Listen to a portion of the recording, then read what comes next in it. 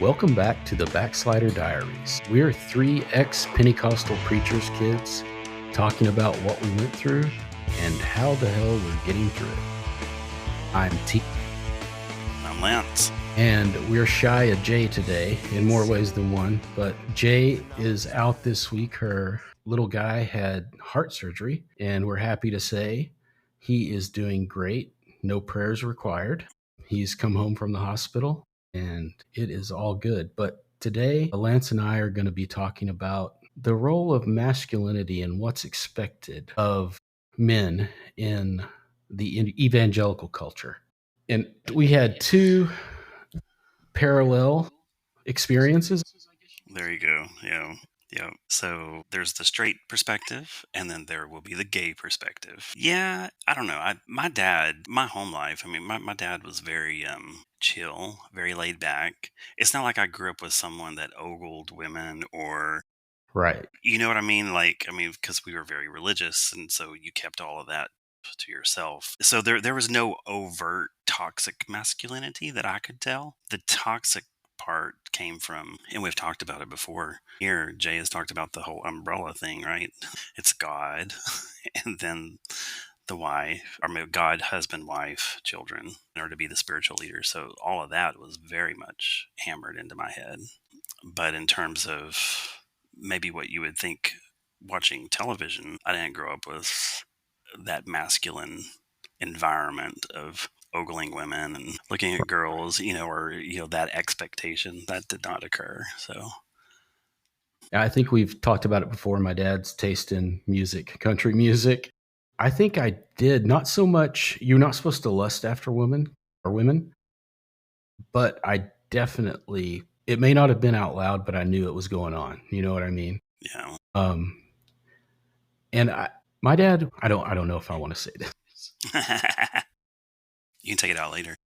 My dad and my uncle have asked me to take a look at their computers to, they're running slow or whatever. And I guess they didn't realize that that their history was saved. And it, again, one of those times where I was just so disappointed. How did that hit you when you saw that? How did that hit you? Well, first of all, he's married to my mom, Yeah, yeah, so it hit me in that way as a kid. But then you have to think about it as an adult, and we're human. We are all tempted. right. But it was just another chapter in the book of, you don't believe this shit, you know? Hmm. And we talked about it before our off the air. And I told you what I really respected about your dad is I felt he was really sincere. And I don't think that I'm blessed by God or anointed or anything to see these things. But I feel like I can read people pretty well. And for example, as a young kid, this preacher came to our church and I told my mom, I was like, something is wrong with that guy. I wouldn't trust him any further than I could throw him. Yeah. And then come to find out he was trying to take over my dad's church. I get a sense and a feeling about people. But your dad, I always felt like compared to my dad, he was what you would want as a preacher and very sincere. My dad, I don't get that. But then when on both him and my uncle's computers, I found this stuff. It's like you don't want to meet your heroes, I guess. They have You feet of find out clay. that yeah, somebody that you looked up to, and you thought, well, they may be a lot of things, but they really believe what they believe. It was very disappointing. So funny is because I hadn't thought of this in a long time, but I saw a porn site on my dad's history one time. And this isn't too long after we finally had the internet and we had the old dial up, all that stuff. What, and I don't remember feeling like that heat, like so disappointed, like, oh my God. Like I cried, remember when my mom cut her hair? Yeah, right. That was a real big emotional response. But porn on the computer, I don't know. It didn't land quite as hard. To his credit, what's funny is it wasn't long after that my mom made mention of her concerns about the internet, and Don took me in there and he showed me the kinds of things that you can pull up on the internet. It's like I'm like, oh, okay, well, maybe that's what was going on. I'll give him the benefit of the doubt. I'm not sure. Research, right? It was research. Like, is this sinful or not? Like to have internet? Because we can have TV. How on earth could you have internet, right? So I mean, Well, what's bad is my nephew was about 12. Dude, 12-year-old, some 12-year-old boys are really hypersexual or whatever. My nephew was not. He's a nerd of the highest order. If he was looking on something on the internet, it was sort of video right? game or something. No, My dad blamed him. no, no, oh no. I was I was like, doing it's one thing, but man up. Yeah, yeah, take responsibility. You need to do that. No, I But agree. As far as what you said about my dad, I kind of echo that. I've always seen pretty straight sincerity. Very sincerely wrong sometimes, yeah.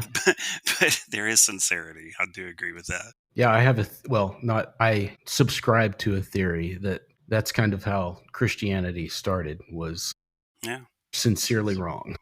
yeah. That's a whole other show, probably, Yeah. right? Because I went to work today and we have employee networks, right? So I'm pretty involved in our Pride network. Well, and all the other affinity groups. Well, within the last year and a half, maybe 2 years, we have a cultural heritage network now, which is almost like the catch all.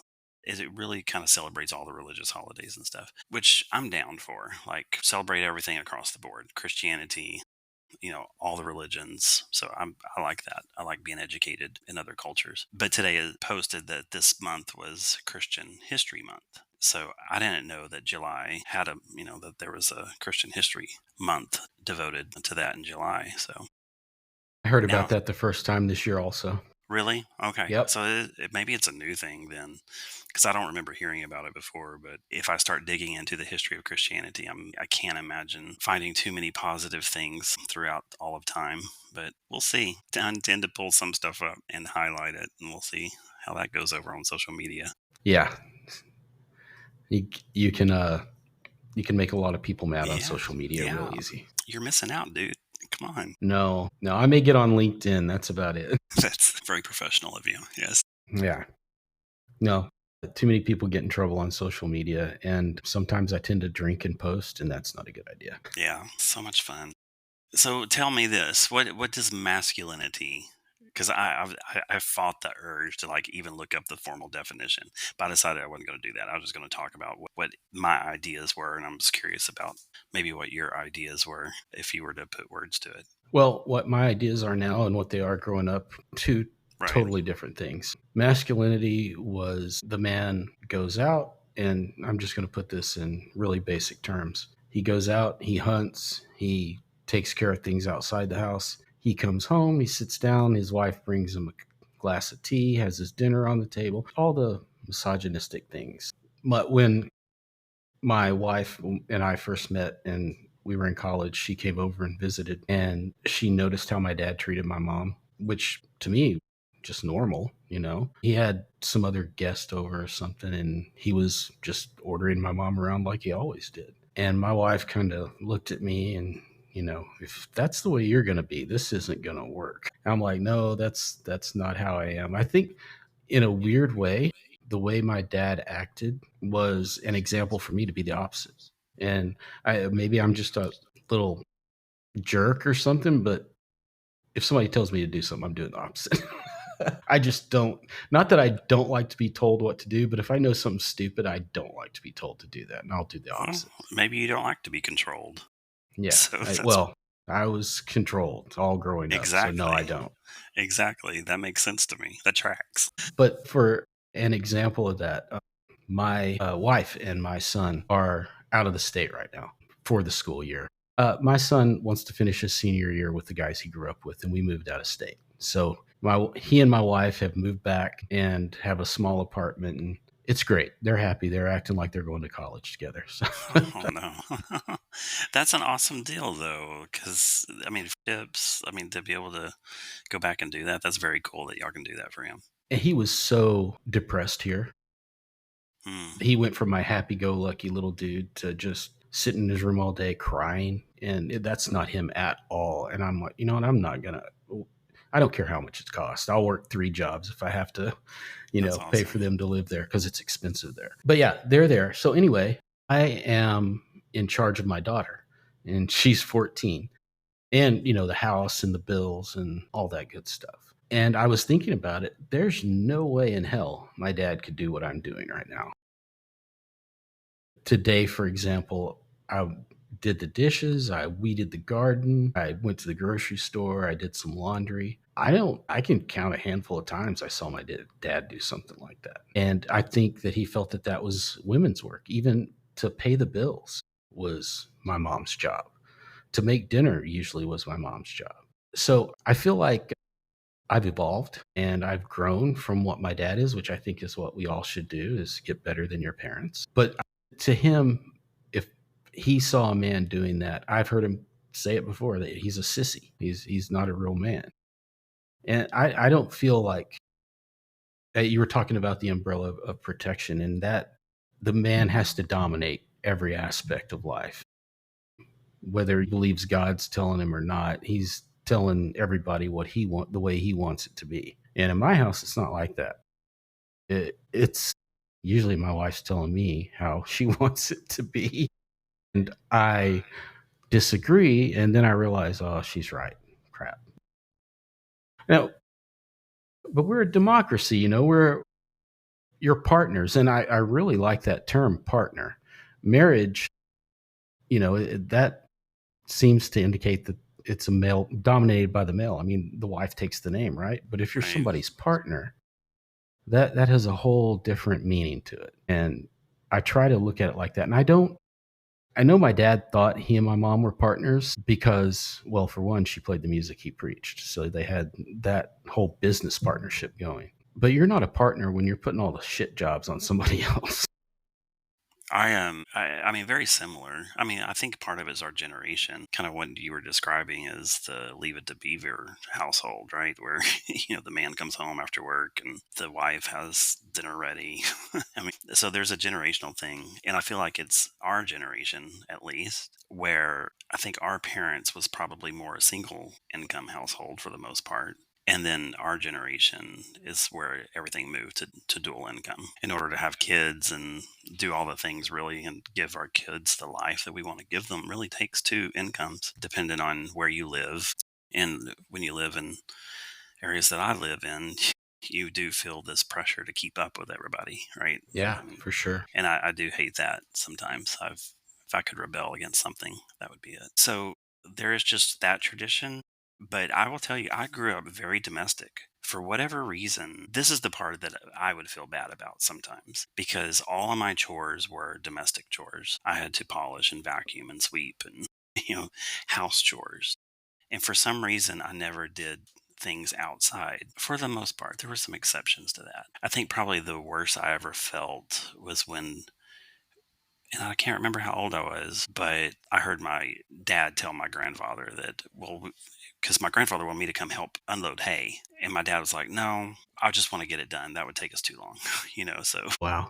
and so it's like that made me kind of just not feel wanted, basically, I think, in that sense. So to some degree, all of those things kind of chipped away a little bit at me to where I did feel like a sissy because I wasn't dependent on to be strong enough to be able to, to handle the chores, to handle the things that maybe I considered more masculine. I grew out of that, of course. I didn't grow up hunting. Everyone in my church did hunt. And then when I met all of you, you all hunted as well. Oh I yeah, don't, big but time. it never translated to any sort of hunting trip, which I always kind of thought it might someday. We fished though.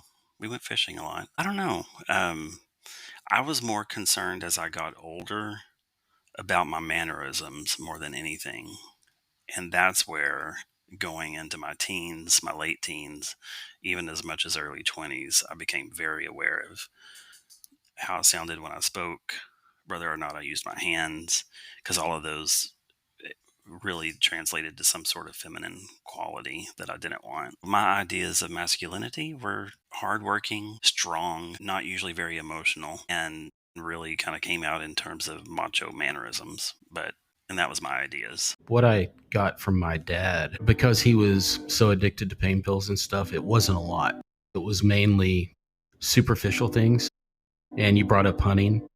My dad was big into hunting, being outdoors and fishing. And of course, I'm his son. I had to do it too. And I enjoyed it to a point, but there was times when and trigger warning for some people. I don't know. I killed a deer, for example, and we had to track it down, and it was still alive and had to cut its throat with a knife. And I did it, but I guess I can compare it to, if you've ever done something you're totally scared of, get on a roller coaster or ride a horse or anything like that, and you do it, but you're terrified and you hate it the whole time. That's how I was. I did it, but I hated it, and I felt, I guess I kind of felt proud because that's the culture. But looking back on it, I've thought about it, and it makes me sad. And to feel that way, I would be called a wimp. Come on, man up, you can do that. Yeah. Now, if I had to do it to feed my family, I would, but I don't know if I would just go do it for fun. And that was, I guess that was something that always pulled on me. I was doing things that my dad wanted me to do to be manly or whatever the case may be. And I really didn't want to do it, but I did it because I wanted that respect and I wanted to be part of the manly group. But Yeah. I think a lot of what I think it is to be masculine, I learned from reading books. And I read a lot of Western books, and in those books, the cowboys always, if you don't touch a woman, you work hard, you take care of you take care of the little guy. Basically, Jesus' teachings, but with the cowboy hat. And a six shooter. It, yeah, all the things that evangelicals don't do now, like love your neighbor, turn the other Yeah. cheek. I got in a lot of fights when I was young. I think I was really angry. And when I would get in a fight, I would cry. And that's how my anger would come out. And then I would Really? just, yeah. I mean, I got in a fight one time in 8th grade, and my friend told me, because I don't remember what happened. He said, that guy took a swing at you and you started crying and you just beat the crap out of him. I was like, really? Wow. Wow. But yeah, when I get mad, I cry. So do And I I, think, but I could never yeah. throw a punch. Like, I just started crying. That was it. Yeah. And I got made fun of, like, right, you're fixing to fight somebody and tears are streaming down my face. And then I just go to town. But I think I had a lot of anger and sadness inside that I Yeah. didn't know I had, that I didn't know how to get out. And you're probably, again, this was part of being brought up where we were and in the time frame. Guys don't cry, you Yeah. know, as Robert Smith said, boys don't cry. And that's tough for me. And I think I've mentioned this before. I'll be watching, a 30 for 30 documentary about sports, or the Kirk Gibson home run in the 1986 World Series, I think, always makes me cry. Things like that, tears will be streaming down my face. And I think, man, maybe I should see a therapist about this. I think that's a good thing myself. But I mean, I was a big crybaby most of my life because when I was angry, I did cry. But I could not throw a punch. I don't know why I was. I mean, I got in fist fights like twice in my entire life that I can recall. And it didn't last but a few seconds or whatever before someone broke it up or whatever. I can't even brag that I won or anything. 'Cause that just didn't happen. So yeah, I kind of grew up with that sense. And I also grew up with my best friends being girls. Growing up in a church and a church school, it Yeah, just seemed like my best friends were always girls. And I just wasn't allowed to do some of the other things. The other issue that I had was really just not having peers growing up because of being right. in a church school. The only guys that I knew were 2 years, 3 years older than me generally. It was rare for me to meet someone that was my age that I could actually have access to or hang out with or just have a peer group. And so it was just easier for me to hang out and be friends with girls. Me being able to play sports and have a bunch of different friends, that helped me so much. I got to see how different dads acted. It was always upsetting to me to go to practice and my dad's not there and all these other dads are there. And I'm like, my dad's a freaking preacher. He doesn't have anything to do. He could be here. Going back to the work ethic, see, my dad was preacher, pastor.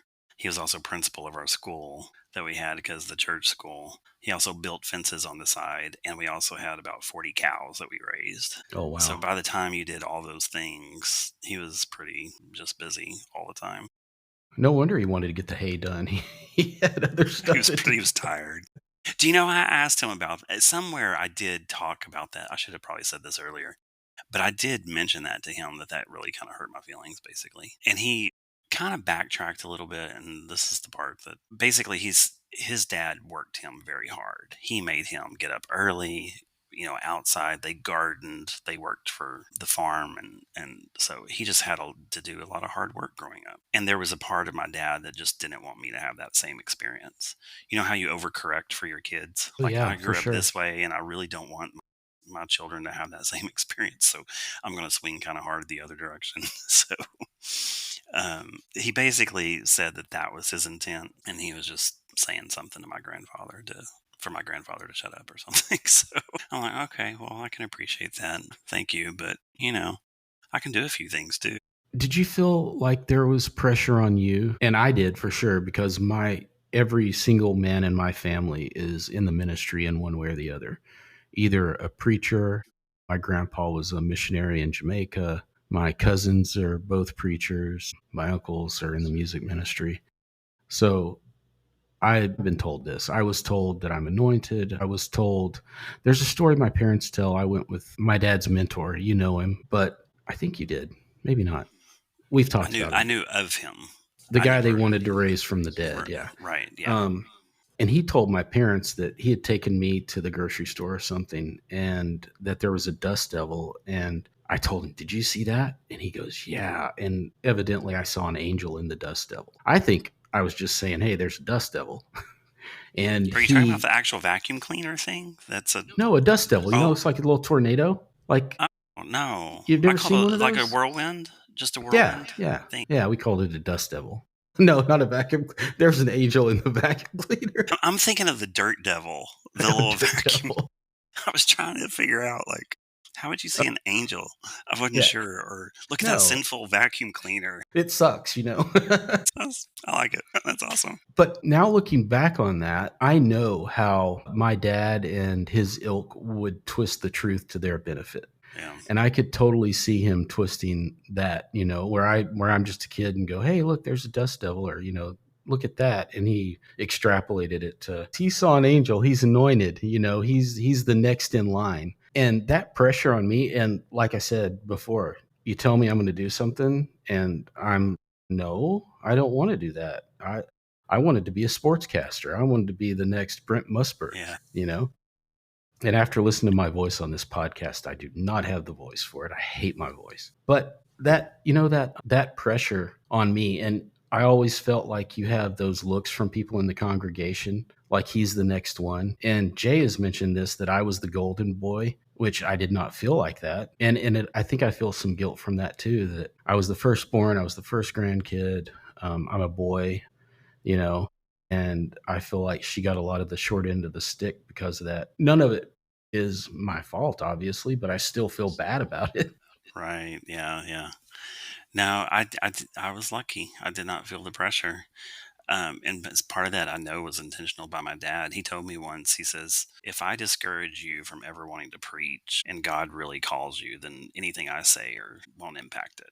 Basically, I'd rather discourage you, God call you, and you go do it, Right. than for me to try to encourage you to do something that maybe you shouldn't do. So I was fortunate that way. Now, I would hear it from other people. My grandfather was a preacher, my dad was a preacher, so they kind of just automatically assume. But I never wanted it. It did not look appealing to me at all. Like, I just did not want it. No, not at all. And then I noticed like the cadence preachers would do, and all of them would have the same message and the Yeah. same sort of bullshit they went through. And I'm like, this is just fake. I can't do, if I was going to do it, if it was real, maybe I could do that. Yeah. But it's not real to me. So Yeah. I couldn't do it. And then I would not want to be a preacher or a counselor and have people coming to me with their problems. But did you go through any sort of period, since they were encouraging you like that? Did you go through some period where you thought, well, maybe this is who I am? This is what I'm No, going to do? That no, never. no. Okay. Well, because we were indoctrinated so much, I thought, well, is this my calling and I have no choice? Like if I don't, then God's going to rain hellfire down on me because I didn't do what he wanted me to. Right. And Yeah. I think that's carried over in my life a lot, where I wouldn't say I'm a people pleaser, but I feel like if somebody wants me to do something, I have to do it. You know, Hard to my say wife no. gets my wife gets mad at me for taking a phone call from my kids when we're on a date or something. But I'm like, I feel like I need to be there. I've got to do it. So Oh, well, I'm with her on that. What was the phrase? This was a kindergarten teacher or someone like, if there's blood, barf, or bone, you should yeah, not be give me a call. you should not be calling. Otherwise, if you're calling, there better be barf, blood, or bone. Right. One of those three. So, mm, I think that we had a real toxic masculinity in the church, very male dominated. Women couldn't really talk or preach. I never ever saw a woman stand up and preach or hardly yeah. even give a testimony really. Mm. Now I saw that, but it's so funny because I feel like you were able to exit so early, and I went through this very slow process. Like, I remember being at one period in my life. It's like, well, it makes sense that women should be able to preach. I don't see why, but I don't think I could go to a church that had a woman pastor. Like, that would feel Right. weird to me. So that's probably not right because it would feel weird to me. Like, so therefore, it's a sin, or not approved by God. Well, it feels weird for me watching a hockey game and hearing a woman announce it. Not that they're bad. It's just, I mean, gosh, it's been how many years of my life I've been watching male announcers and then to hear a woman announcing. But I enjoy it. Interesting. I don't care if it's I mean, they could turn off the sound as far as I care, but that in religion, because it is the umbrella thing. The man is dominant. The man makes the decisions. How can you listen to a woman in the pulpit telling you what to do? A woman shouldn't be telling a man what to do in that religion. Not it's not what I think, people. That's what they think. Yeah, yeah, yeah, yeah, yeah. Let's be very clear about that. Yeah. No. I get told what to do all the time. Hi No, babe, you I brought love you. so you exactly. You brought up sports, and I have to say this too because growing up, I wanted to like sports. I really did, but we didn't have a television, and listening to sports on the radio was the most boring thing that I could ever imagine doing. I had no desire to That just was my listen to it on the lifeline, radio. man. That was my Really? lifeline.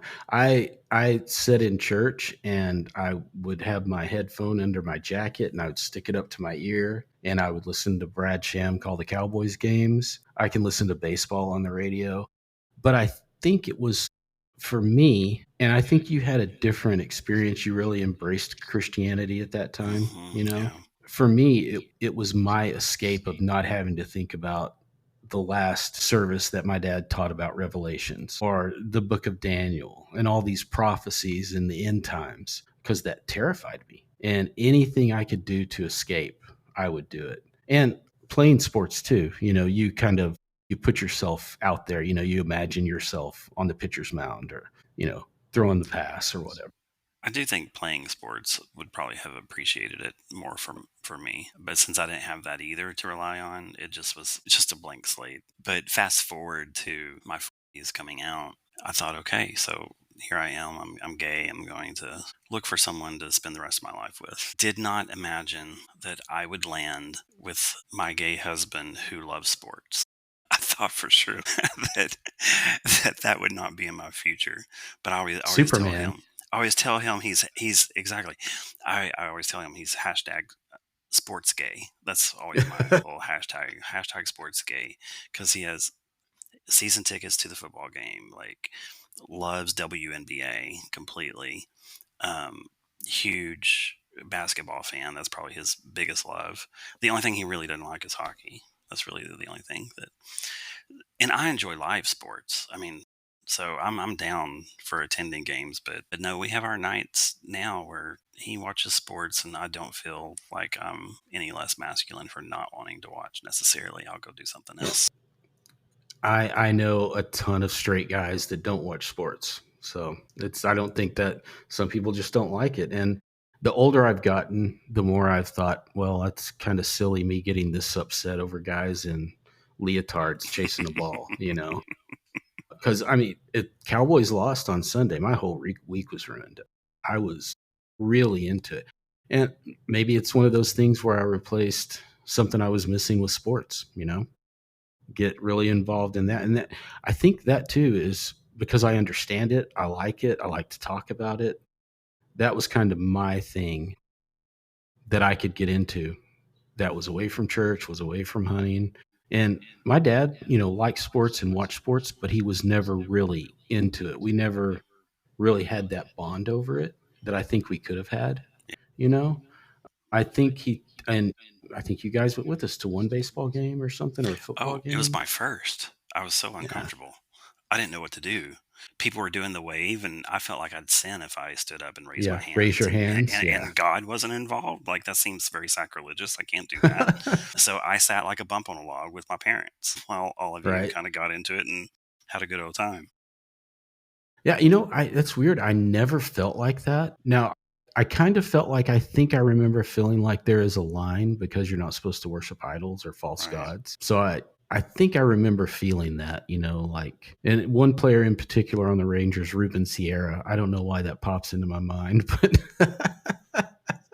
I'm like, oh, I Memories. can't put him too high on a pedestal. He can't get up there with God. He did just hit a 3-run home run, but he didn't create the world or anything. Wow. But what really aggravates me now is I every day. I used to have a really long commute to work, and I would watch podcasts all the way. Hmm. And hearing these biblical scholars, and when I say biblical scholars, I'm not talking, they're not one of these guys that goes to Liberty University and signs a contract that says, I believe the Bible's the end all be all and I'll never say anything bad about it. They're actually studying the Bible as literature. All these things about how it was written, the context in which it was written, a lot of the revelations and Daniel, that was written, like Daniel was written way after the things he prophesied happened. Well, that's He convenient. was, and that was kind of the trope back then, for those writers, is they would write about things in the past, pretending it was in the future. Right. And I mean, everybody knew back then, but now people take that shit literally. Yeah. That's the thing, is you can't ever have a discussion with somebody that's in the faith, because number one, they believe the Bible is the word of God. That's the end. It was inspired by God. That's God's word.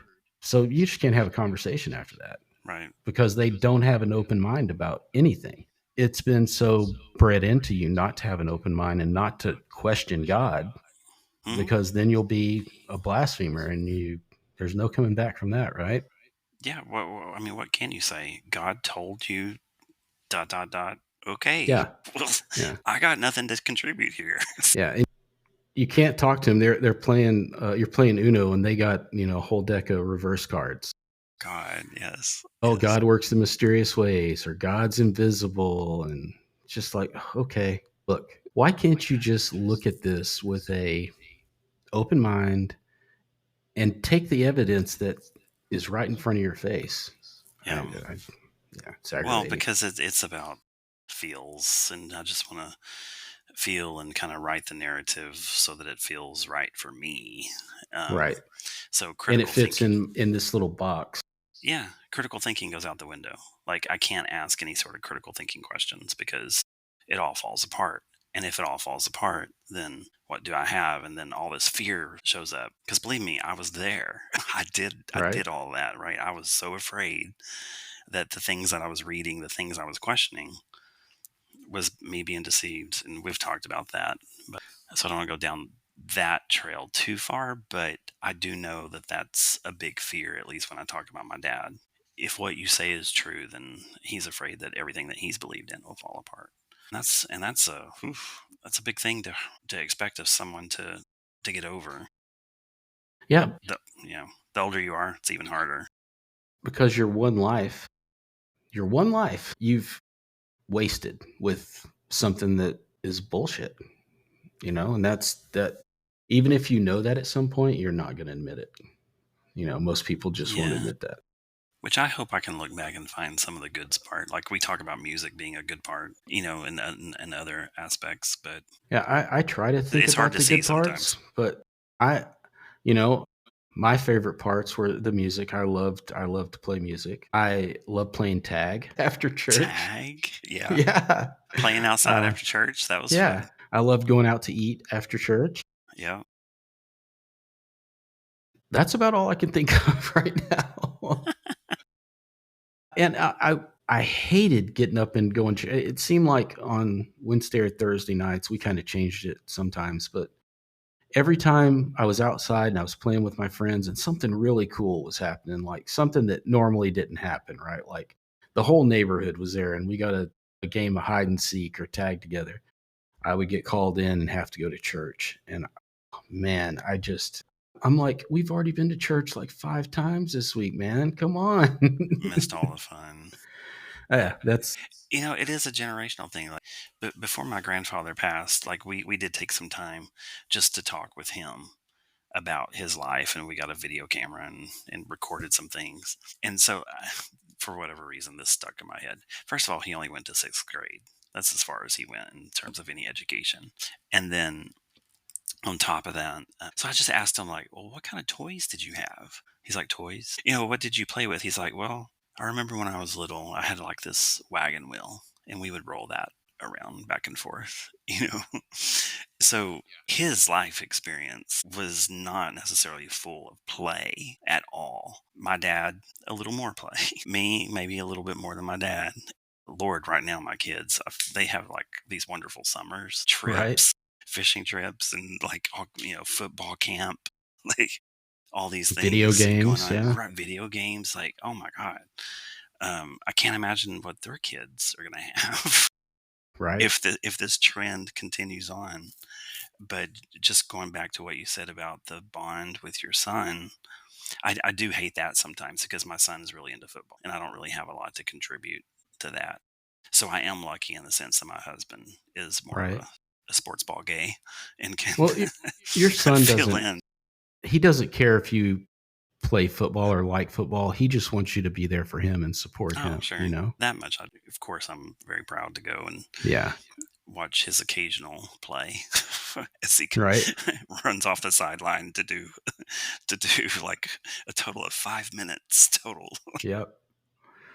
And you're like, wow, I drove all the way here. And I was here a while, and yeah, no, but he's very active, so that always makes me happy that he enjoys being outside and doing stuff. So, I was wondering because I feel like, at least for me, and I think this happens a lot in evangelical communities where we don't get the education that we should. I went to Christian school from second through seventh grade, I believe. And we had ACE, Accelerated Christian Education, and had the PACEs. And not, my sister and I were much smarter than that. We read a lot, and I don't feel like I got the education that I should have gotten. When you're in that young, you're getting your building blocks, your foundation. And I didn't get those foundational things. And Jay has mentioned too, she has, like, I forget the term, but it's dyslexia for math, where your numbers get screwed around. oh, it works on number. Okay, got it. Right. Yeah, And she wasn't diagnosed with that. And I remember my dad getting mad at her, throwing a book. He was not patient and loving in that way when she was trying to ask for help with math. And she yeah, didn't get the help she needed either. Both of us have self educated. We both went to college, but, for the most part, at least in my career, I've done a lot of it myself. But I wish I would have had not only a better education, but a better understanding of what that education would bring me in the future, and a better understanding of what to do in college, what college was all about. I think my parents wanted me to go to Bible school or something, and I mm, did not want to do that. I wanted to go and I wanted to do radio, TV, film, and, be on TV. yeah. I didn't know That that. didn't work out. That didn't work out, but I didn't even have the basic building blocks to know what to do. I was never taught about finances. I was, never taught to plan for the future because, as far as my parents were concerned, they, next 10 or so years, Jesus is coming back. So, and Right. I that was never said. It was never anything out there, but it was kind of, like, in that's what we think. So we don't really care about the future too much. And that has caused me a lot of problems for Yeah. sure. Yeah. Yeah. Yeah. I mean, heck, No. when my first day at college, I threw away my syllabus because I didn't know what it was. Yeah, Yeah. I'm smart, right? Well, so well, I did the paces as well. Like I started with pace number one and went all the way to the end. And I did every pace that they had by the time I was 15. So I was done with all the workbooks. There was nothing more to do. And that coincided with the church split that occurred where my dad stepped down at the church that he was pastoring, which led to us coming to your church. And so from that point on, I just went to junior college and they let me do it, which was kind of cool because I was pretty young. But I learned that there was some basic skills. Probably the most basic thing is I didn't know how to take notes. I didn't know how to sit in a classroom and take good notes and know what to listen for because I'd worked in workbooks my whole life. And so my first history class was hard. I found it interesting because I'd never sat and like listened to actual like Never had a history. teacher, really. I never had a teacher. I never had someone talk about and tell all these interesting kind of stories that they kind of weave into history sometimes about people's character. And so I was kind of just enthralled a little bit, but didn't know how to take notes and figure out the things that they felt were important. So it was a pretty big, God, that was a year, let me tell you. Switching churches, the church split, switching to college. That was a rough Yeah. year. Well, and that's, kind of what we were talking about before, the neglect and stuff that we felt as kids. The fact that our parents sent us to school with, at least at our school, the people that were our quote unquote teachers, they weren't qualified, at all. And we had paces. We were expected to just do it on our own. Kind of like everything, we were just expected to take care of ourselves and do it on our own. And then, yeah, when I went to school in seventh grade, it was really, really tough for me. Number one, I felt about as out of place as you can feel. My mom was dressing me and parting my hair to the side. I looked like, you know, a chubby little preacher going to school. And everybody else has got, like a Led Zeppelin t-shirt on and blue jeans. And man, I remember that just feeling like I had no one, you know. Yeah, yeah. It was it was really tough. And it's really weird because when I left public school in second grade, I was the little stud. And then when I go back, I'm the dud. And I feel like my parents and the church just broke my spirit.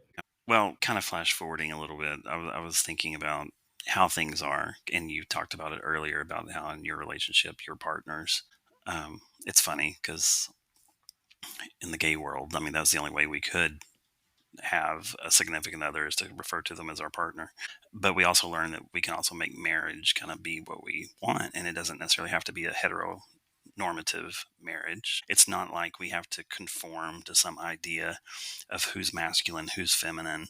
Like, so since coming out and being married, like, how many times do people ask, which one's the woman? So there's just all of that you have to come against because people have such binary views of the world when the reality is, yes, I'm more domestic. Yes, my husband loves sports, but he has feminine qualities as well because we're never 100% one or the other. I have masculine qualities as well. Like we're just a mix of people, and it'd be nice if we were allowed, and I hope our children are to some degree allowed to just be comfortable being themselves. Enjoy the things you enjoy. If you don't enjoy this, it's not necessarily a reflection of being less of a man or less of a woman. Like, I don't know why we feel this need to always control. Why can't people just be? And that seems to be such a difficult thing for people to just allow. And I don't fully understand why, I guess. Yeah, and when you said, people ask who's the man and the woman, that to me, I think that they have some kind of a sexual connotation in mind, like who's Yeah. on top or The whatever. top or bottom stuff. Yeah, Okay. yeah. Hmm. Which, like, that's none of your business, like, I'm thinking like, well, I take out the trash, so does that make me the man? Like, right? Yeah. I pick up spiders in the bathtub. exactly. For me, it's snakes. My husband's terrified of snakes. I am not. I grew up on a farm, for God's sakes. It's not a big deal. Well, and whether you're a man or a woman in a relationship, but sometimes you want your partner to take control of the situation. Sure. You know that your partner may function better in this sort of situations, and that has nothing to do, I Hmm. don't think, with any kind of manhood. But in my family growing up and in our church culture, the man always takes control no matter what. I've seen the look on women's faces before when their men are taking control or saying something and stuff, and you can just see the hurt in their eyes. And to me, hurting your family, that's just the opposite of being a man. You're there to, and when I say this, I don't mean this in a misogynistic way at all, but you're there to take care of them. Like, Yeah. Well, that's you're whether there it to be care for mentally or each other. physically. Yeah. That's a two-way street, right? It's you take care of them, they take care of you. Right. Right. And we had talked in text and stuff about love languages, and people have different ways they express their love. And part of mine is, and I think I got this from my mom, but keep cleaning up and stuff like that. I feel like if I'm doing that, I'm showing that I love somebody. Whereas my wife wants physical contact or cuddle on the couch or what have you, and I'm in cleaning the kitchen or doing something or whatever, and I'm like, well, I'm showing you I love you by doing this, and that's not her love language though, Mm, and that's something too that we were never taught, at least from my dad, how to treat a woman, the way that they want to be treated, right. and just taking care of the bill, the finances, having a job, or mowing the yard. That's not all somebody might need, to feel loved and cared for. So Yeah. I don't I don't know that I really got that from them. It always takes conversation, and that's probably the biggest thing because, communication's basis for all of it, to understand what our needs are, what your partner's needs are, and finding the middle ground and negotiating the middle ground as to what that might look like, rather than just make assumptions that, well, you need these things and I'm going to go work for these things to give them to you, and then now I have this expectation for you to be happy about what I've done because I did these things for you. And where's their voice in that? Where is their voice Right. to be able to say, maybe I don't want all of that, maybe I just want more of you here. Right. And it takes being able to know what your needs are and being able to communicate and express that to your partner so that they have an opportunity, because they're not mind readers. And I think sometimes we want people to be mind readers, but they're just not. We have limitations there. Yeah, and communicating with your spouse, or if you're having problems going to a therapist or anything, was not seen as manly. Like, Yeah. you're the man, you make the decision. I said it, and that's the end of the story. Don't argue, and don't give me your opinion. And it's really hard for me to this, now to stand up for myself or give my opinion on stuff, because I feel like I'll get shot down. And then I go overboard when I finally do give my opinion. It's been Right. building. It's been Yeah, it's been building. pin up.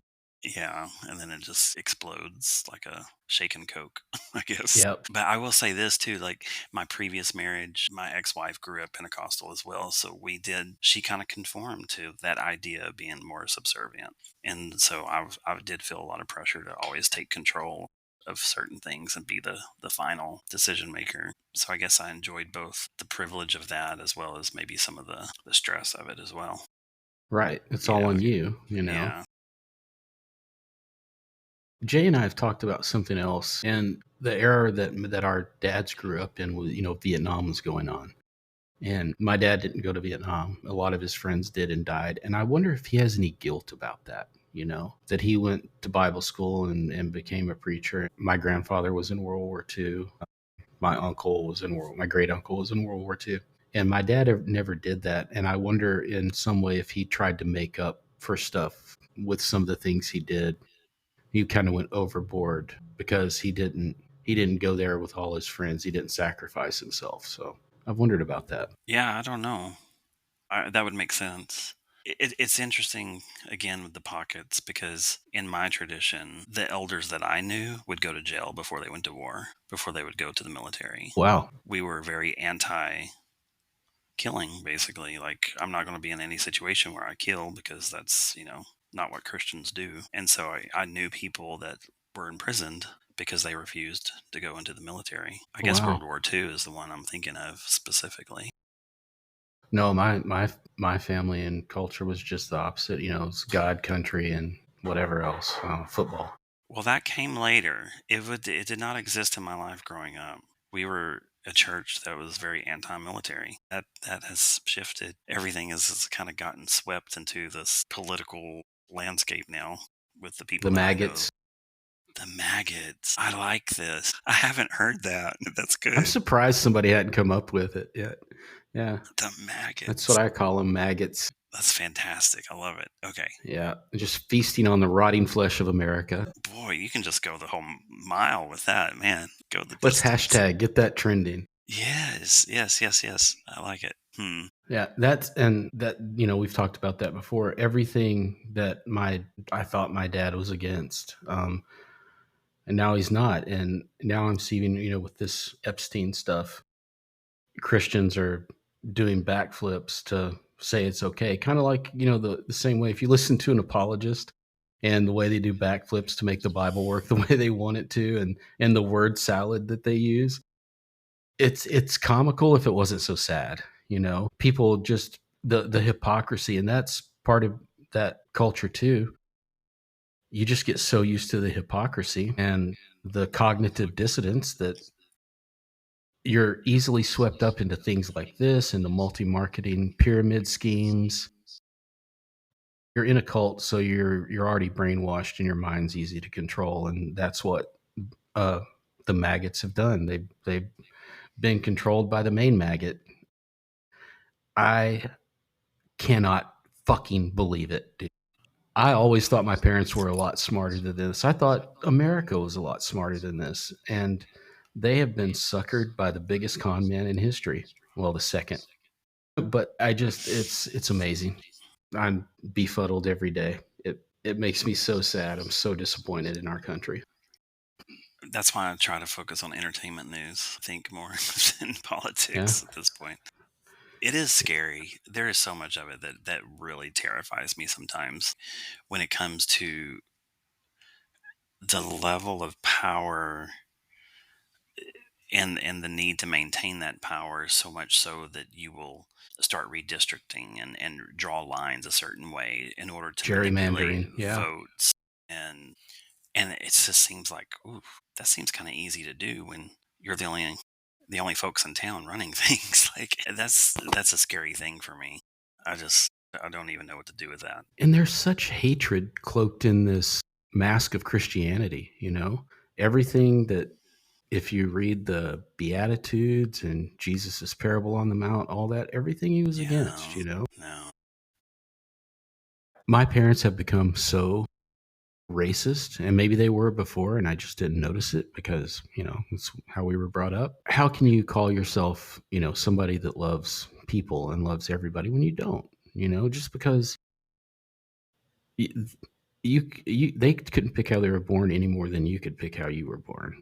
And you're supposed to love and care for everybody and turn the other cheek and, open your house to the stranger, the what is the good Samaritan, all that. And if you vote for who you're voting now and have the kind of attitude you're having now, don't come to me and tell me you believe the Bible. No, you don't. You're cherry picking it and you're using it as a way to control people. yeah, That's my no, rant for today. no, it's true. I mean, yeah, I just want to shake people and just say, "Wake up! Come on now! This is so Yeah. inconsistent with how you effectively raised me. Really, I Yeah. mean, if you really want to get down to it, like it just seems so inconsistent with my experience and growing up and my understanding of Christianity. Now, granted, it came with a heaping spoonful of guilt and legalism and just all kinds of rules, but still, Yeah. at least with that, there was some concept of loving people, even though we didn't know how to do that very well. But Right. we And talked you about it. love the sinner that hasn't come into church yet. Hmm. And then when somebody leaves the church, you talk bad about them Yeah, and yeah, yeah, they yeah, were never a real Christian, which is, dude, how do you fucking know you weren't a real yeah. Christian? Yeah, okay.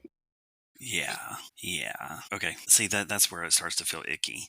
I don't necessarily get triggered by some, but every now and then I can kind of just remember this vibe and this very icky feeling because it just was so controlling, derogatory, unloving, unkind, and it's all icky. And somehow all that was wrapped up in our religion. Yeah, and they say they're all these things and then do just the opposite. But then, you run across people, I'm sorry to keep bringing them up, but like your dad, who you're like, okay, this guy's an honest, sincere guy who really walks the walk and talks the talk. Now, also, there's some bigotry just because of where and when they were brought Mhm. up. Yeah. But, for the most part, I feel like there are some people who really do have that Christian attitude, I guess, if for lack of a better term. And then Do there's you some people that just are doing it because it's the cool, like getting a tattoo. It's the cool thing to do. Everybody goes to yeah. church. I'll do it. Do you know when I met my husband, he was starting a church?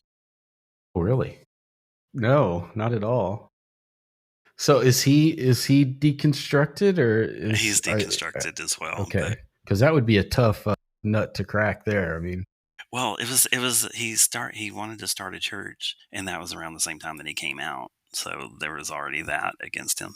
yeah. But we ended Oh, up. so were you both fairly old when you are older when you came out or? Yeah, yeah, yeah. Oh wow. Yeah, Okay. I came out in 2016. He came out in 2018. So, and he's 9 years younger than me, but still, he was older.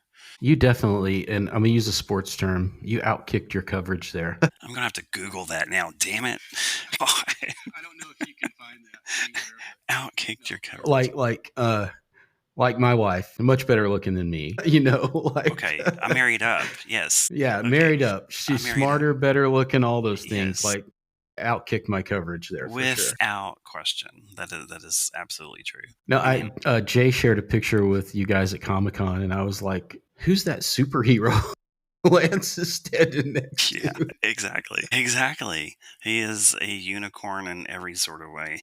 But one of the messages that he did when because we were starting this church, we were making it gay affirming in a very rural area of Texas, and so it kind of just became what You're it just was. begging for punishment. Yeah, pretty much, pretty much. But people would kind of come because of the progressiveness and the idea. And of course, my husband's very charismatic too. So people are kind of drawn to him in those ways too. But a lot of people didn't want to let go of their Sunday mornings. It was kind of the interesting thing because we would meet on Sunday nights, but they were already part of established churches. And so they held on tight to kind of their Sunday morning traditions, even though they were in non-affirming spaces for LGBT. So it was an interesting experiment. But we worked hard up until COVID and then kind of let it go after COVID, and the kind of life changed overall. But during that period, he gave a sermon that became pretty popular called Your Racist Ass Amygdala. Your Racist Ass Amygdala. So, and my husband's black, for people not knowing, he's also a psychiatrist. So really just it was an interesting topic to put forth in a kind of a church setting because basically the end result is that we all have some sort of racist bias in us, and it really comes from evolution, that need for survival, anyone different, anyone strange. So there's a whole science behind all of it. So I kind of I find it comical when people get so defensive because you might call them racist when there's so much science that basically says you are. So just get over it, admit it, own it, and maybe find ways to counter it and get outside your bubbles so that you're not so afraid of people that don't look or act or be like you. Well, I think the term racist is used incorrectly a lot. Yeah. That's kind of been a umbrella term for anything you say bad against or any kind of opinion you have about another race. I wish people would use it correctly because it is a very powerful word and has a lot behind it. And just to throw it out there because somebody doesn't like somebody, I may not like a guy and it has nothing to do with their color. They're just a jerk or whatever. So I think it gets used incorrectly a lot. But yeah, you can't escape it.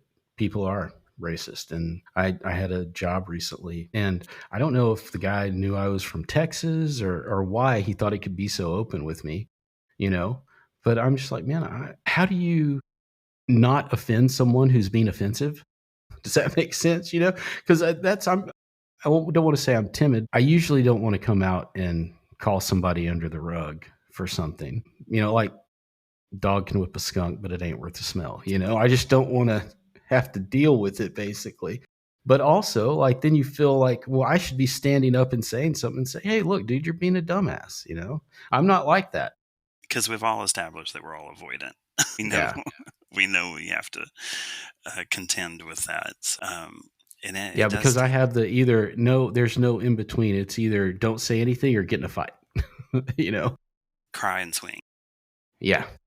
Yeah. And I think that's because I never had that adult figure that I could have a real conversation with and really let my opinions be known. I've always felt like if I let my opinions be known, it would be a hand across the face. So Yeah, yeah. it, So something in don't your get over. current life, how does masculinity play out? Like, I mean, do you feel less of a man in certain situations, in certain dynamics? Do you feel less than in those Oh sense? yeah. Oh yeah. Yeah. I definitely have felt less than. Maybe it's, because I'm not doing as well financially as I think I should be doing sometimes. I don't know quite how to explain it. Maybe it's because I'm not out hunting and doing all that stuff that my dad would consider masculine. And also I have these feelings, that probably wouldn't be in America, I guess, be considered masculine. The bleeding Feelings heart of liberal? empathy. Yeah, Yeah. yeah. That's liberal has become a bad word. Not I don't know why it's a bad word. Hmm. But yeah, I've gone from being the guy that would hang out and shoot guns and stuff like that when I would rather just leave and not be around that, because the whole shooting guns and stuff with some of the people that I know, it evolves into misogynistic talk or Hmm. things like that. When guys get around other guys, they tend to let the filter off, so to speak, and things like that just don't appeal to me anymore. Yeah. Well, I mean, guns kind of bring its own. Well, I guess when you describe that, I thought about just the need for power, which is a big part of Yeah. masculinity. Is who has the power, and I can see all that coming up in those environments. And I am kind of a weird liberal. I'm a liberal that does have a gun. Yeah. It's more for shooting targets and protection, and my son's really into them. So that's kind of our bond there. But I don't think I need it. I don't feel like I need to be the guy carrying a sidearm into Lowe's or anything like that. And I think that's also kind of the guy with the big truck. Oh, hey, look at my gun. I'm a man. I don't need that to be a man. I need for my family to love me. I need for my wife to love me. I need to be able to take care of my family. And that's how I feel like I'm a man. And I think it takes a lot more of a man to be empathetic and understand people, because it's a lot harder for somebody that you don't understand and somebody that you may have preconceived notions about to get to know them. That's a lot harder than just being like, well, this is the way it's always been and I'm a man. Yeah. That to me is a lot more appealing and shows a lot more of how you think. The way you think and treat other people says a lot more about you. So I like I said, I know I make mistakes all the time, and every day I just try to not do that again if I can. I'm not perfect though, so but I think my dad taught me a lot of things he didn't mean to teach me. I learned how not to do that. Yeah. That makes sense. I get that. Hmm.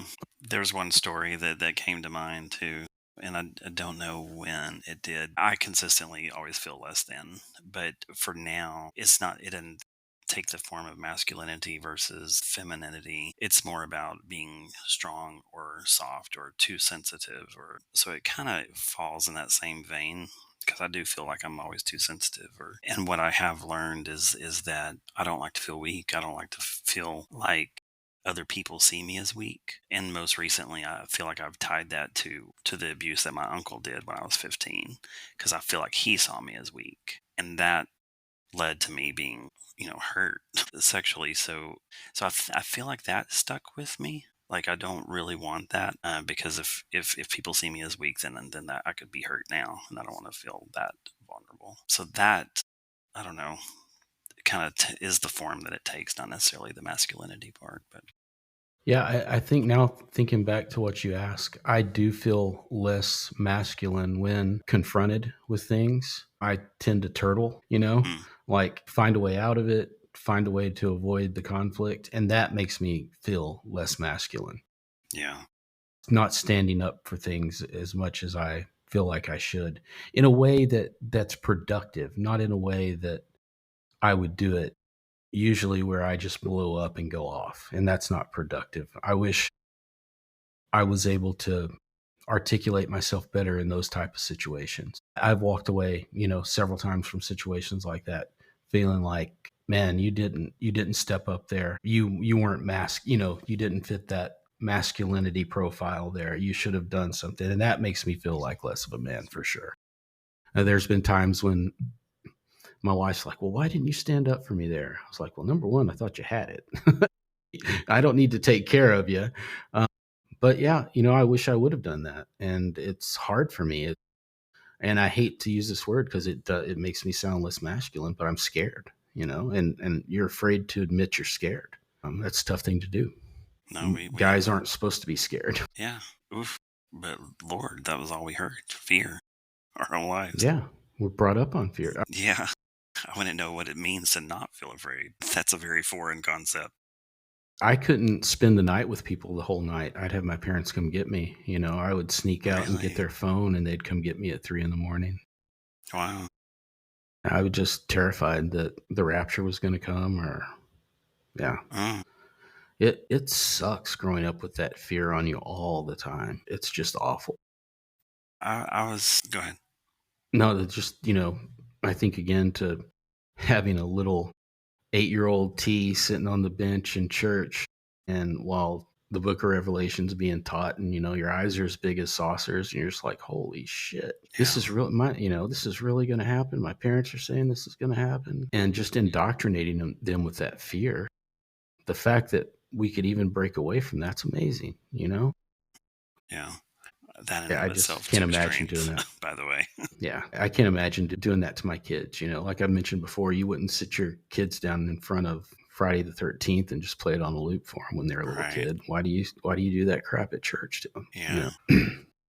Well, the other thing that came up for me on this topic is more related to, I do feel a little bit more strength to stand against things that are either homophobic or transphobic. I do feel educated enough sometimes in those areas that I feel a little more empowered, and I think it's because I know things Right. now, and so even I had a cousin that was talking about.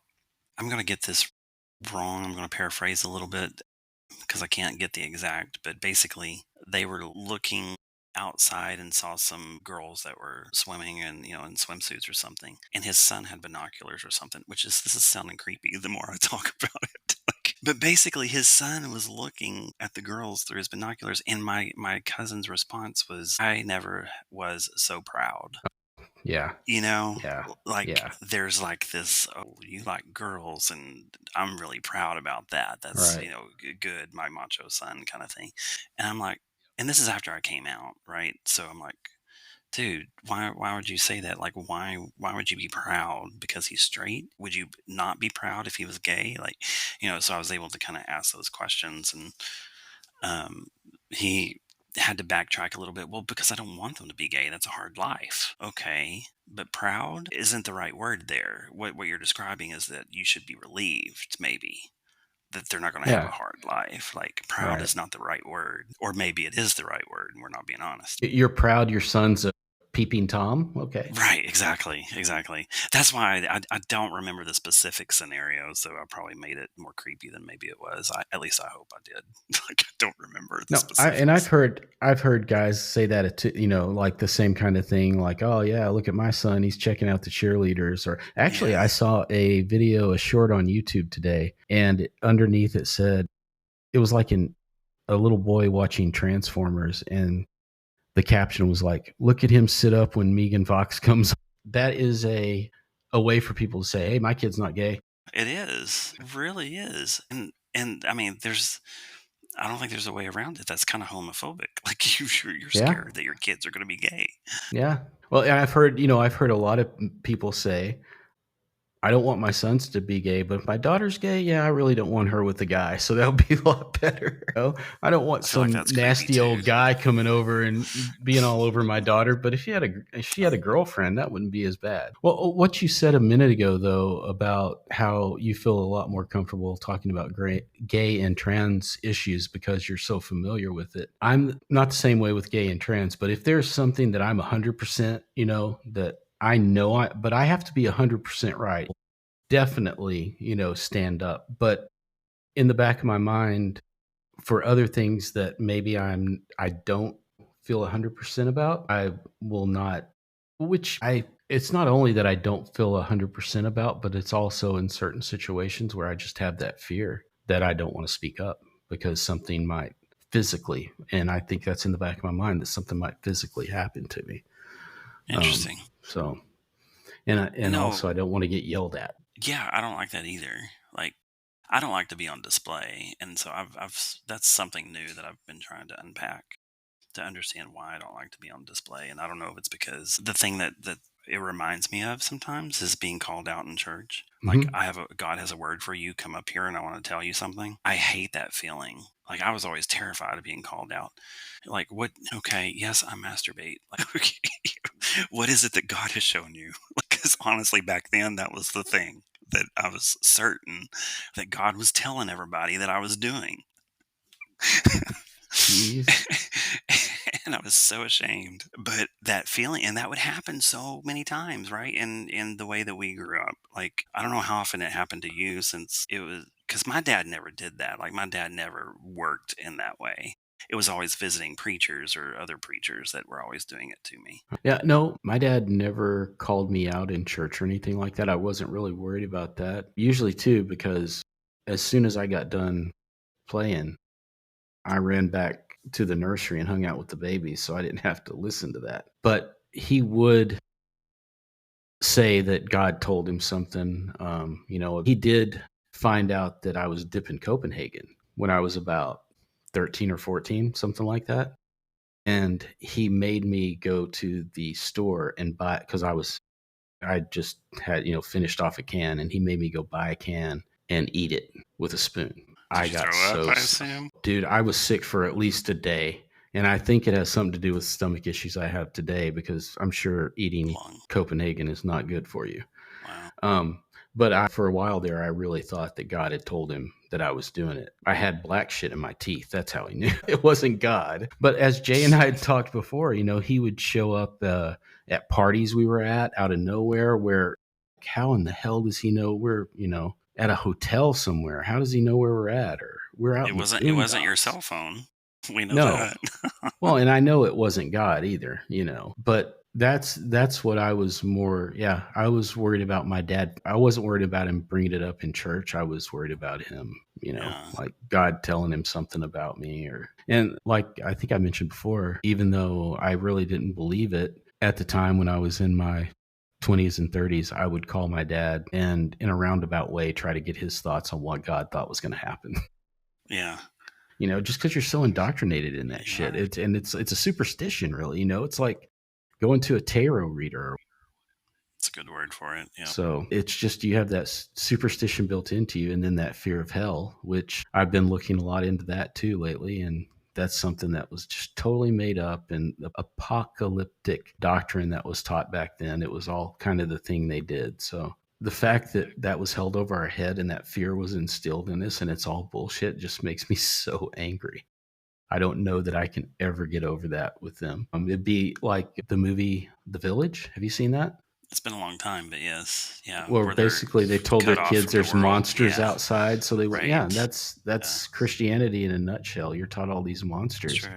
And what they don't want you to do, and the reason they send you to the Christian schools and the reason they send you to the Bible colleges or the Liberty universities, because they know if you get out in the real world and you start reading and you start thinking on your own, you're going to realize that this is not real. And so that's why they want that control over you. So I have to ask about the Copenhagen. Like, do you feel like that you started that because you felt like it was more masculine? Like, was that a thing? Well, maybe so. I was a little kid, and we had me and a couple of the other young boys in the church had been working for a guy in the church. Mm. That's another thing. A lot of the church people got cheap labor out of us young men. I was out there with a sickle, chopping weeds, and it was Texas. It was 110. I had on blue jeans because God forbid you wear shorts. And one of the older boys, we played baseball together. He was my best friend at the time. He was his brother. And he was a stud baseball player and he dipped Copenhagen. And I'm sure he was laughing the whole time. He gave it to us. And I took a big old dip and I'm out there in the sun and pass smooth out, man, just hit the ground. But I got addicted to it because it was a masculine thing, and it was also a baseball thing. And I played catcher, so I had the mask over my face most of the game so I could have a dip in and my parents wouldn't know. But kind of show you my personality, about a week after my dad had caught me doing that and made me eat it and all that, I went and bought a pack of Red Man. I'm like, screw you. Yep. And I did it all up until I went back to Copenhagen and did it until I met my wife and she wouldn't kiss me and I started smoking cigarettes. So, and then I smoked cigarettes for a long time. So it didn't do anything. It didn't change my mind. It just pushed me more, if anything. But yeah, that's in Texas, especially that was a big thing. You got a ring in the back of your pocket and, you're a guy, you're a man. Yeah. That's all kind of the picture there. You fit And in. yeah, Fit. yeah. And that was the thing too, is I fit in. Some guy could come up to school, hey man, you got a dip? Well, yeah, here you Right. go. And I was part of the group. Yeah. I think that also led to me drinking as much as I did in high school. Number Yeah. one, I could forget, and also I fit in, and I worked jobs in the summer, and I was the guy that would go buy beer for everybody just so I could be part of the crowd. Hmm. Um, yeah, and then I'd go to church and play the drums, and Yes, yes, you did.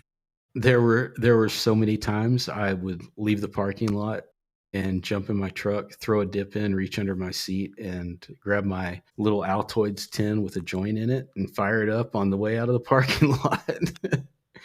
And I felt like, every time I left church, I remember this. The last couple of years I went, every time I left, I felt like a kid on the last day of school. Like when I would leave there, I was like, thank God I'm freaking out of here. Well, that I seems like a can't good take it. feeling in a way. Like that Oh seems like yeah, a wholesome it feeling was every time. it was a great feeling. And then to get outside of the church in college and meet people. Um, my one of my friends in college was Jewish, and we talked about hell and stuff. He's like, "Oh, we don't believe that shit." Come on, man, where did this come from? And then to meet my wife and her family, and they didn't go to church at all. They Yeah. had been baptized when they were little kids or whatever. And my wife's dad was actually, her stepdad was a Methodist minister, I believe. He went to SMU School of Theology, and he was very well educated. He wasn't the nicest guy in the world, but very well educated. And his views on Christianity and what you could do were totally different from my parents. And he was much more educated. He'd read the Bible, and he would have a glass of wine at dinner, or a glass of whiskey, and he would get mad and cuss out the football team or whatever. But they're genuinely good people, and I feel like they care for people more than my parents did, and which was really weird because that's what their job was. That's what they're supposed to do. I think I learned a lot more about being a man and how you should treat people and how you should act from like my wife's grandfather Hmm. and my father-in-law to some extent more than, and my wife's grandfather, just like my grandfather on my dad's side, was real quiet, unassuming. But when you looked at him, you knew that he was confident in himself. The thing that people are most attracted to is your confidence in yourself. But that's also, it says how you feel about your masculinity, and that, like, yeah, I'm totally comfortable in my skin. I'm fine. I don't need to prove anything to anybody. And I felt like my dad and those guys were always trying to prove something to somebody. Maybe they're a little bit, trying to hide something. Who knows? Who knows? All right. Well, we should probably land the plane, huh? Yeah, I guess so. I don't know. We're doing these hour and 20-minute episodes or so. And it's I just the don't two have, of us. I really thought yeah, we wouldn't be able to talk for like a full hour without Jay here. right. No, it's been really nice. I think we have a lot that we could talk about that we don't even realize that we could talk about. I don't think that we could have had this conversation when I was 18 or 19 at all. I No. feel like I've grown a lot and I understand people a lot more. I'm a lot more empathetic. I'm a lot more open to new ideas. And, when I was that age, like we had talked about people not wanting their kids to be gay, if you'd told me my kid would have been gay, was going to be gay, I would have been horrified. Yeah. I don't care. If you can find somebody who can deal with your kind of crazy, good for you. Yeah. Yeah, that's I wouldn't want to try to have to find somebody again right now. Number one, that I would have to deal with, them and their family and all that, and somebody that can deal with my insane ass, because I don't Hmm. know. My wife's a saint for putting up with my crap. And we talk about the podcast, and she goes, "You've been telling me this shit for the last 30 years." Yes, exactly. Exactly. My husband's like, when I talk about it, he's like, "You white people are so crazy." Yeah, I don't know if this sounds racist or not. I hope not, but I wish that my family and I could have the kind of joy that I see black people having. It's just this overwhelming joy, whether it be, somebody telling a joke and they go crazy laughing, or being with family and having that love with family. I don't know if it's a cultural thing or what, but I've always been jealous of that, I guess. Yeah. No, there's a lot of acceptance there, I think, because of the shared experience that so many of them have had, Yeah. and the difficulties that they've all shared. And we don't quite have, well, I mean, I feel like me, you, and Jay, we almost kind of have some of that camaraderie because we have this shared experience growing up, and even in this ex-Pentecostal community. And there's so many people out there like that are just looking for something or somebody to not give them direction or anything, but just say, "Hey, I've been there. It sucks, and I've gone through it too, and you're not crazy." You know. Actually, I was looking on the internet for just something about the expectations of males in evangelical circles. There's a lot out there from the Christian point of view. Hmm. But this is what God expects of you as a man, or this is how to raise your family as a man. But there's really not a lot out there from the other perspective of, this is the shit I went through, and this is the mind fuck you go through with all of that.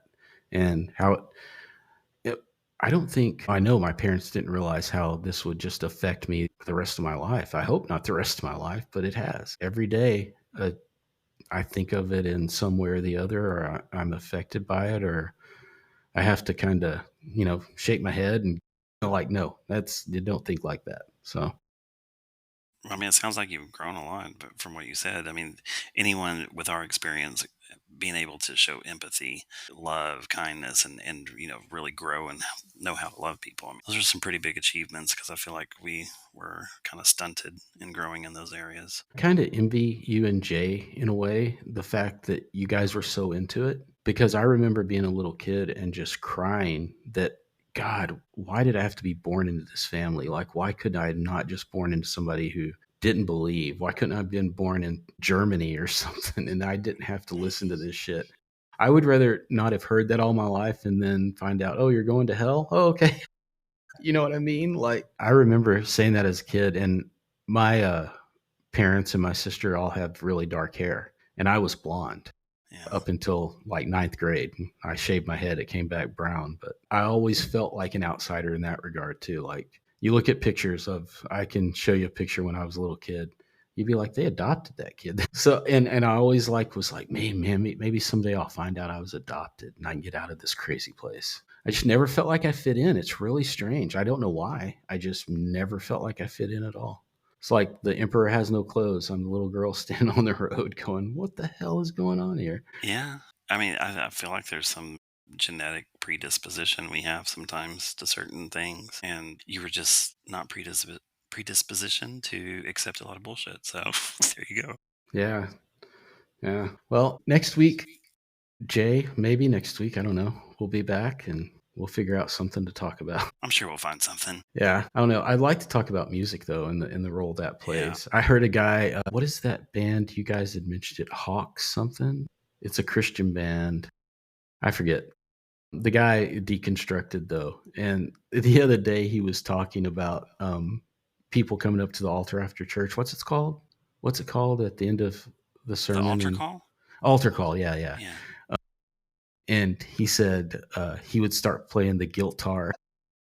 Oh man, and You're I talking just about thought Michael about that. Gungor, I I think. think so. Yeah. Yeah, I know who you're But talking it about. was really funny because I know, that my mom had a playlist that she would play before service and then she'd play at the Yeah. altar call. And there was one song I remember, and I'll quit after this, but in the song she goes, and the clock goes tick, tick, tick, tick, tick.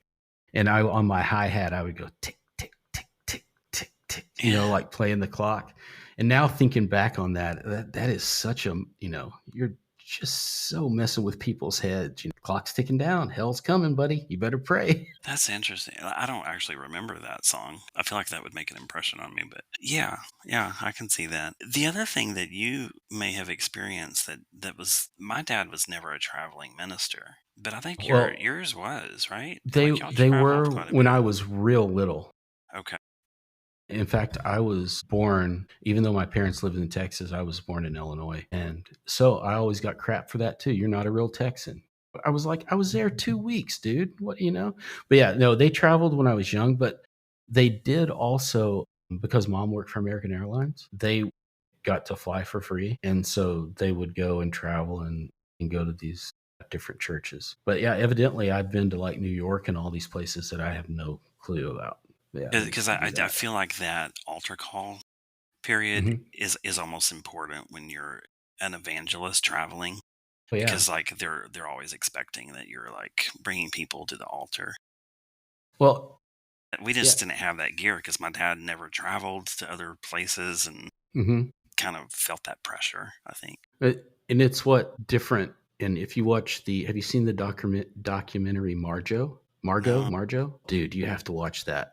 So it's this guy, his Marjo Gordon or Garden. It's Marjo. But his parents raised him to be a preacher. So he's like 4 or 5 years old.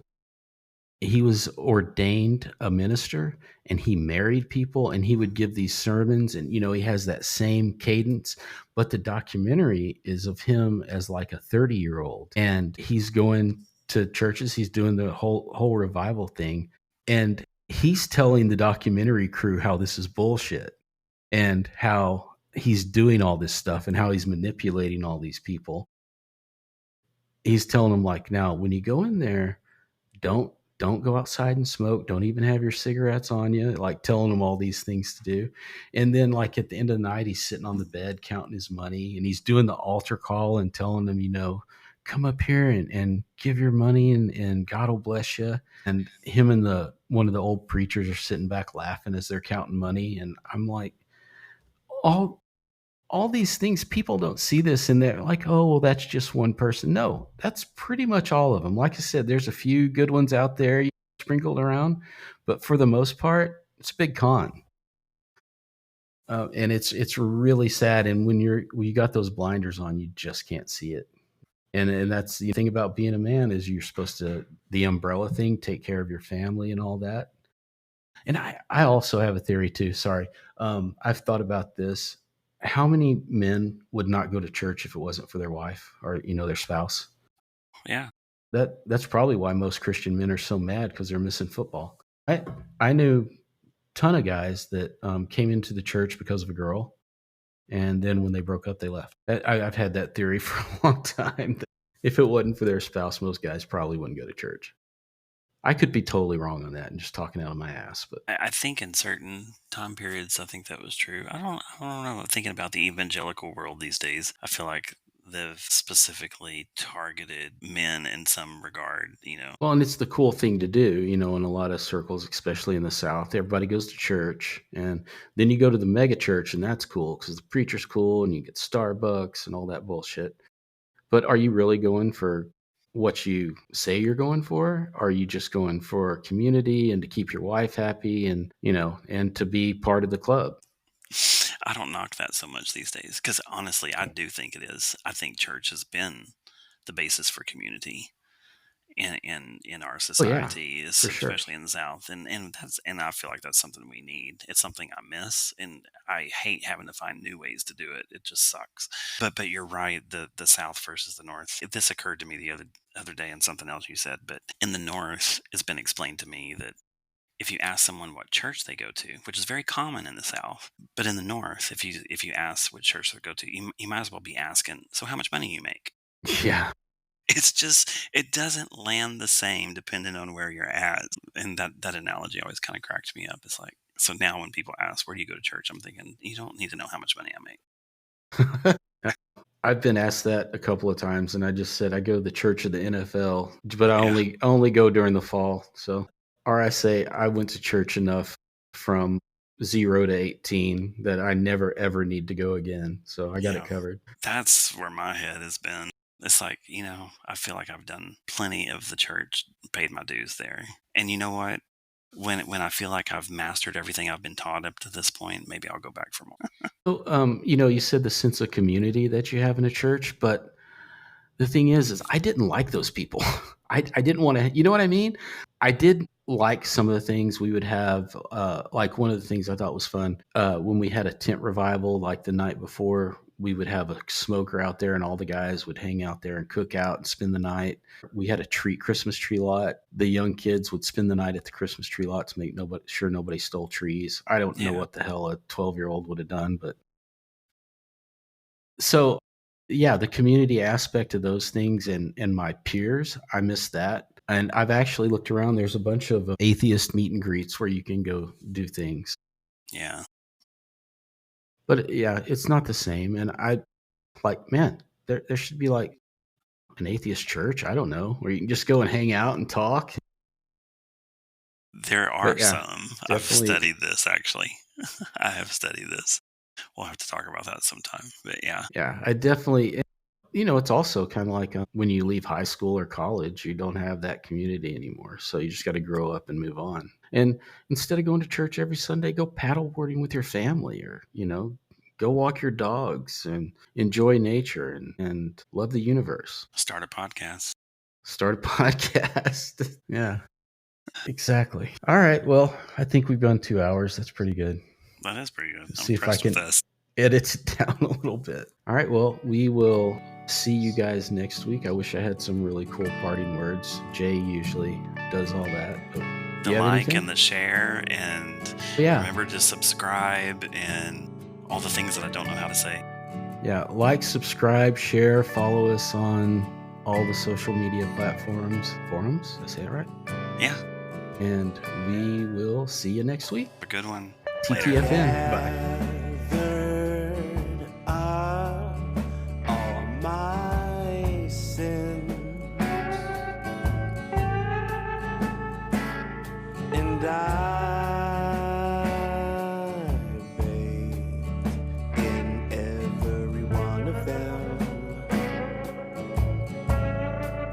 Some to regret, some to retell, some to forget, some to send me off to hell, but it's worth it if it gets me